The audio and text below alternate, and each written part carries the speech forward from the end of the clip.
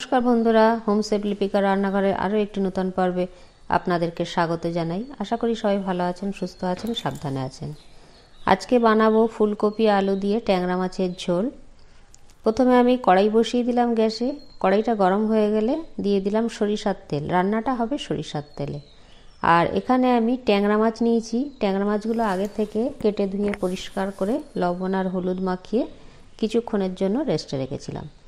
এবার তেলটা গরম হয়ে গেলে মাছগুলো একটু ভেজে নেব। ট্যাংরা মাছ খুব বেশি ভাজার প্রয়োজন নেই। ট্যাংরা মাছগুলো এখানে হালকা করে এপিট ওপিট ভেজে নিলেই হবে। আর শীতের সবজি ফুলকপি খেতে সবাই আমরা কম বেশি ভালোবাসি।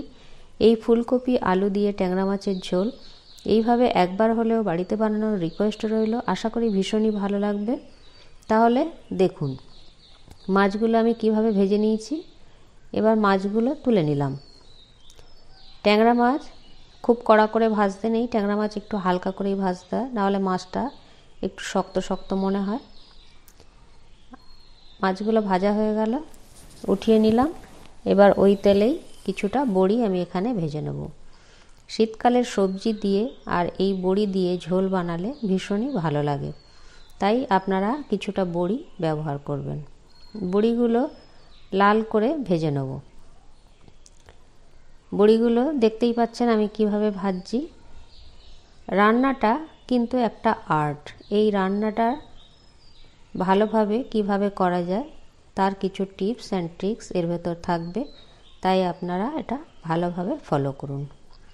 কড়াইতে আরও 2 চামচ দিয়ে দিলাম সরিষার তেল।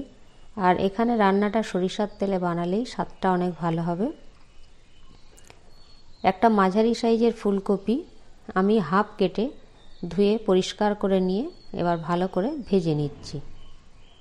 দেখতেই পাচ্ছেন ফুলকপিটা কিভাবে আমি ভেজে নিয়েছি।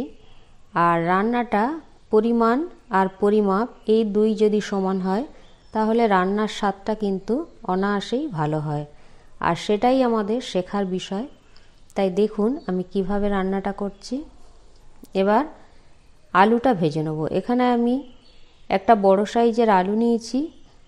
এবার আলুটাকে এপিট ওপিট ভালো করে ভেজে নেব। আর দেখতেই পেলেন খুব কম তেলের মধ্যেই আমি রান্নাটা কিভাবে বানাচ্ছি। এক গাদা মশলা দিলেই যে রান্নার স্বাদ অনেক ভালো হয় তা কিন্তু কখনোই নয়।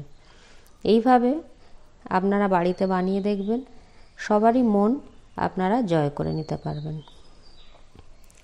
এবার কড়াইতে আমি আরও 2 চামচ তেল দিয়ে দেবো। রান্নাটা কিন্তু এখানে বারবার বলছি সরিষার তেলেই বানাতে হবে। এখানে অন্য তো কোনো তেল ব্যবহার করবেন না। সরিষার তেলে মাছের ঝোলটা করলে স্বাদটা অনেক ভালো হবে। এখানে দিয়ে দিলাম হাফ চামচ 5 ফোড়ন আর একটা মিডিয়াম সাইজের পেঁয়াজ কুচি করে কেটে নিয়েছি। আর তেলের মধ্যে দিয়ে দেবো অল্প একটু লবণ আর একটু হলুদ, তাহলে তেলটা ছিটে আপনাদের গায়ে যাবে না। এইগুলোই একটা ছোট ছোট ট্রিক্স আর টিপস, এগুলো আপনারা ফলো করবেন। আর এখানে একটা মাঝারি সাইজের টমেটো টুকরো করে নিয়েছি, এটাও তেলের মধ্যে দিয়ে দিলাম। এবার এগুলো ভালোভাবে নাড়াচাড়া করে নেব। আর এখানে কিন্তু খুব সামান্য মশলা, এগুলো সর্বদাই সবার ঘরে থাকে, তাই রান্নাটা বানানোর তেমন কোনো ঝামেলাই নেই। এবার এর মধ্যে সামান্য একটু যাবে আদা বাটা। মশলা আদা, এই যে জিরে ধনে এগুলো সবাইয়ের ঘরেই থাকে। আদা, একটু আদা বাটা দিয়ে দিলাম। এগুলো আমাদের প্রতিদিনের রান্নার কাজে লাগে।